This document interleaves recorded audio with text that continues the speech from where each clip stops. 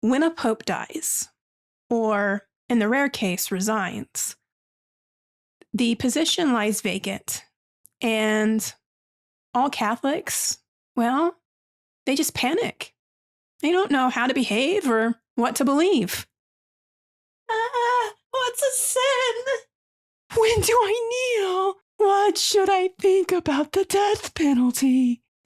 Okay, back to reality.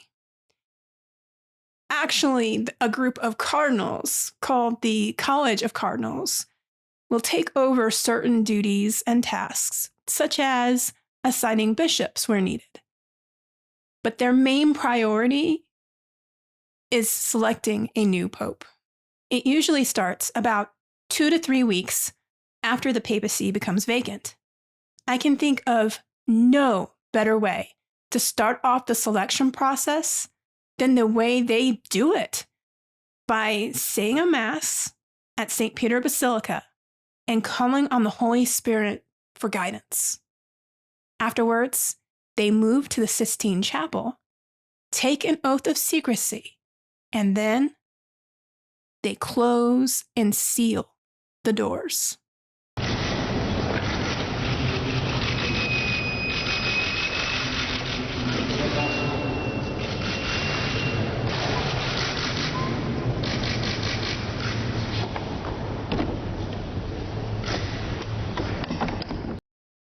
Once the doors are sealed, discussions are had, and 4 rounds of secret ballots are taken each day.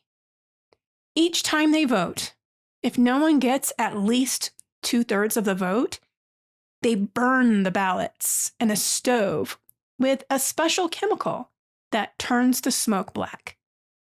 The smoke then rises through the flue and signals to the world outside, no pope has been selected. Once someone has received at least 2/3 of the vote, they burn the ballots with a chemical that actually turns the smoke white.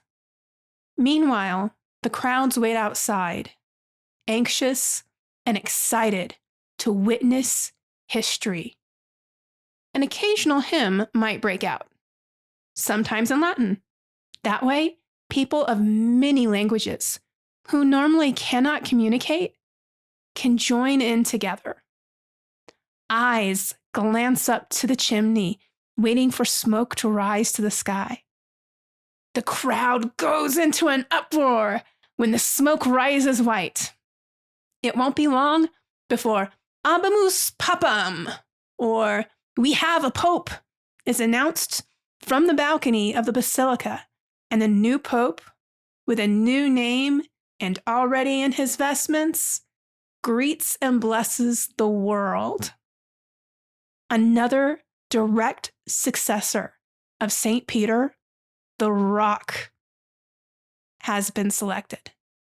History has been made. One of my favorite parts of this process is watching how the world suddenly turns their attention to something that is actually important. News agencies, world leaders, and us regular folk all wait in anticipation to find out who will be next to fill the very big shoes of St. Peter and lead the Catholic faith.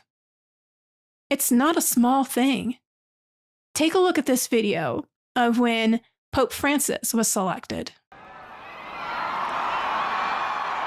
6 minutes past 7, and from the Sistine Chapel chimney, what at first looked like grey smoke turned white, heralding the election of Christ's 266th representative on earth.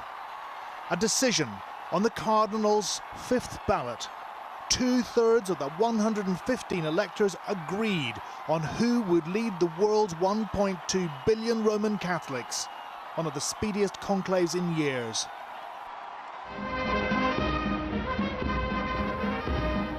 The pontifical Swiss Guard marched past, protectors of the Pope for 500 years.